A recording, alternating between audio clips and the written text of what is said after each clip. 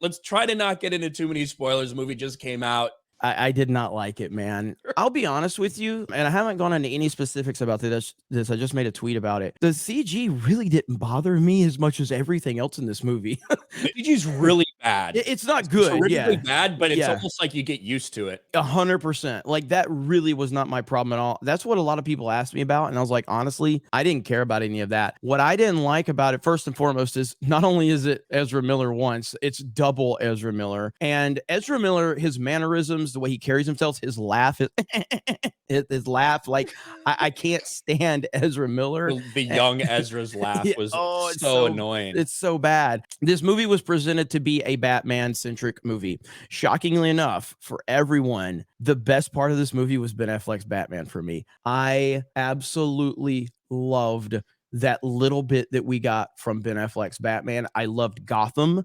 Gotham in the background looked super cool.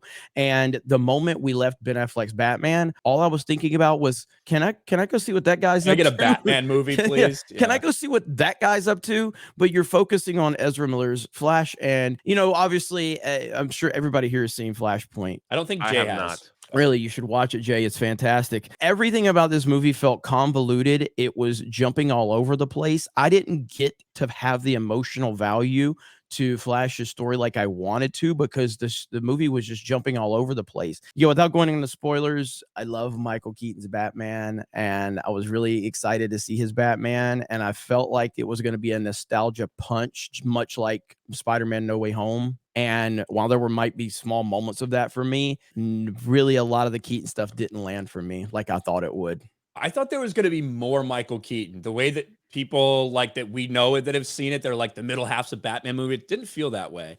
There's a couple things. It feels like this movie was cobbled together. It feels like even in the beginning, where like so much is set on like, oh, his calorie intake and how he can easily kind of get depowered if he doesn't eat or whatever. I thought that was going to have a much larger role to play throughout the rest of the movie. It felt like they were setting up to, and it didn't. You know what I mean? So it felt weird that way. The end credits, or not end, but the ending of the movie, which we won't get into necessarily, that was a reshoot. Like, that was a reshot sequence. Ezra looked completely different from a scene before. They added that at the end. I don't really fucking know why. I wonder how much of this initially started like this and how much they changed in reshoots. To me, I thought for the first 5 minutes with the Ezra Miller conversation with that gay dude at the sandwich shop, I thought I was going to fucking despise the entire thing. I thought it was just going to annoy the shit out of me. And Ezra did annoy me at times. Once he got hooked up with his younger self, which this isn't a spoiler, you see in the trailers, that dude was really fucking annoying, and it made me like Ezra's regular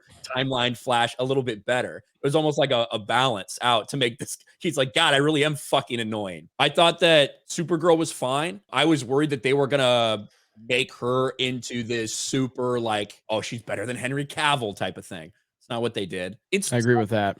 Comparing it to the Flashpoint stuff, like Flashpoint's an incredible comic book run. It's incredible animated adaptation as well. That, for people that don't know, that focuses on Thomas Wayne as Batman. Flash goes back in time to try to save his parents, and he just alters things a little bit. So instead of a bullet in an alley hitting fucking Thomas and Martha Wayne, it's Bruce Wayne and kills Bruce Wayne and turns Thomas Wayne into this very fucking vengeful, really kind of evil Batman in a way. And it's awesome to see. And it's awesome to see. You see his arc, and you see what that means to Batman at the end of the run. They substituted an older Michael Keaton in this, and it didn't have the same impact. But at the same time, I felt like there was a message in this about family, but also about dealing with your own pain. And it's like, hey, all this shit that happens in our lives makes us who we are. Same thing that Ben Affleck's Bruce Wayne said in the beginning. Michael Keaton kind of said that in the middle. And then Barry figures that out and accepts that reality towards the end. And that resonated with me. I resonated emotionally with some of that stuff, some of the family stuff, more than I really expected to. At the end of the day, I think this movie is a very mid movie. It's certainly not some fucking masterpiece, but I don't think it's the worst movie in the world. It's not as bad as I expected it to be. To me, it's like a right in the middle, like a 5 or something, with great moments and fucking awful moments. So I think it's going to be really divisive.